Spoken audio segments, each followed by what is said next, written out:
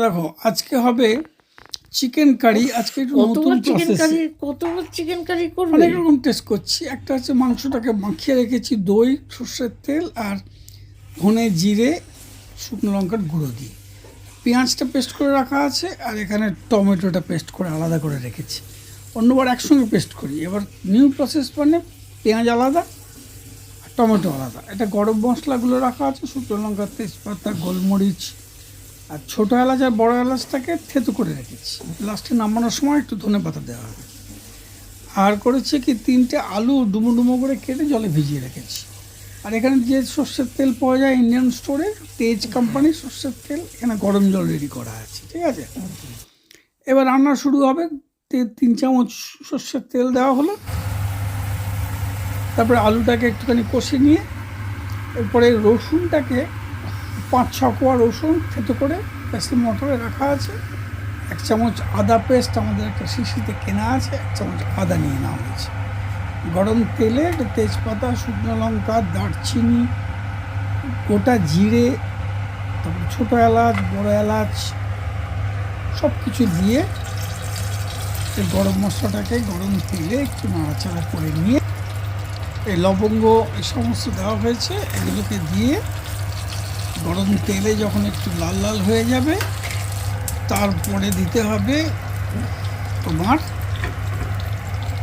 যে পেঁয়াজটা বেটে রাখা আছে। ওই পেঁয়াজটার মধ্যে একটু জল দিয়ে বেটেছিলাম, সেদ্ধ করে বাটিনি, কাঁচা পেঁয়াজই বেটেছি। আগে আমি টমেটো, পেঁয়াজ, কাঁচা লঙ্কা সব একসঙ্গে বাটতাম। এখন যেটা করলাম, পেঁয়াজটাকে আলাদা বেটে নিলাম, সেই পেঁয়াজ বাটাটাই এবার দেব।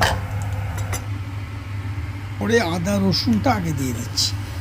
আগে রসুন দেওয়া হয়েছে, এবার আদা 1 চামচ দিয়ে দেওয়া হবে। এইটাকে একটু লাল লাল করে নেড়ে নিয়ে ভেজে নিয়ে তারপরে দেবো হচ্ছে এই পেঁয়াজ বাটাটা। পেঁয়াজ বাটাটা যখন লালচে মতো হবে তখন পড়বে টমেটো বাটাটা। কেমন?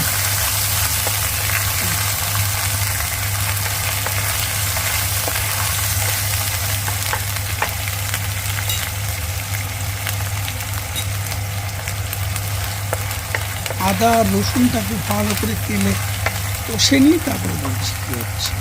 এই যে পেঁয়াজটা বাটা, শুধু পেঁয়াজ বাটা আছে, আর কিছু নেই। টমেটোর সঙ্গে 2টো কাঁচা লঙ্কা মিশিয়েছি, কিন্তু পেঁয়াজের সঙ্গে কিচ্ছু মেশাইনি। পেঁয়াজটাকে একদম পেঁয়াজ বেটেছি একটু জল দিয়ে। সেই জন্য একটু জল আছে, তাই জন্য এটা একটু সময় নিয়ে 5 থেকে 6 মিনিট পেঁয়াজটাকে আচ্ছা করে কষতে হবে।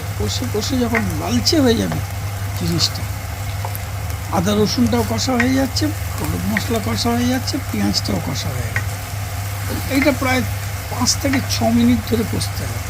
জলটা পুরো শুকিয়ে দিতে হবে। এই দেখো পেঁয়াজের কালারটা কী আসছে। পেঁয়াজের কালারটা এরকম আসবে, একটু ব্রাউন মতো হয়ে যাবে। সাদা পেঁয়াজ ইউজ করছিলাম আমরা। পেঁয়াজ এখানে আমাদের 2 রকম পাওয়া যায়, একটা লালচে, একটা সাদাটা ইউজ করেছি। এরপরে টমেটোটা দিচ্ছি। যদি টমেটো পেঁয়াজ একসঙ্গে দিই তাহলে কী হয়, টেস্টটা একটু অন্যরকম হয়ে যায়। পেঁয়াজটাকে আলাদা করে যদি কষা যায় আর পরে যদি টমেটো বাটাটা দেওয়া হয় তাহলে তার টেস্টটা আলাদা। তাই জন্য এটাকে নিউ প্রসেস বলছি। তো আমি আগে যেটা করেছিলাম সেটার সঙ্গে এটা ডিফারেন্স হচ্ছে এইটাই, টমেটো পেঁয়াজ একসঙ্গে বাটিনি, পেঁয়াজটাকে আলাদা বেটে ওটাকে তেলে ভালো করে কষে তারপরে এইবার টমেটো বাটাটা দিলাম। আর এই যে মাংসটা 1/2 ঘন্টা ধরে ম্যারিনেট করে রাখা আছে, গুঁড়ো পাউডার আর টক দই আর সর্ষের তেল দিয়ে মাখিয়ে রাখা আছে। একটু ক্যাপসিকাম ছিল, সবুজ ক্যাপসিকাম, মাংসটা দেওয়ার আগে একটু সবুজ ক্যাপসিকাম দিয়ে দিলাম। এবার মাংসটা 1/2 ঘন্টা ভিজিয়ে রেখে এবার এটার মধ্যে মশলা কষার মধ্যে দিয়ে দিলাম। এবার এটা কষতে হবে প্রায় 10 মিনিট থেকে 12 মিনিট। অল্প অল্প যদি জল লেগে খুব তলায় লেগে যায়, সামান্য জল বাটিগুলোকে ধুয়ে একটু দিতে হবে। আদারওয়াইজ খুব বেশি জল প্রথমে দিলে হবে না, কারণ মাংসতে দিয়ে একটা জল ছাড়বে, সেই মাংসটা আবার জলটা আবার সেই মাংসর তেল, ঠিক আছে। সুতরাং এটা 8 থেকে 10 মিনিট ধরে চা করে পিট করে কষে নাও।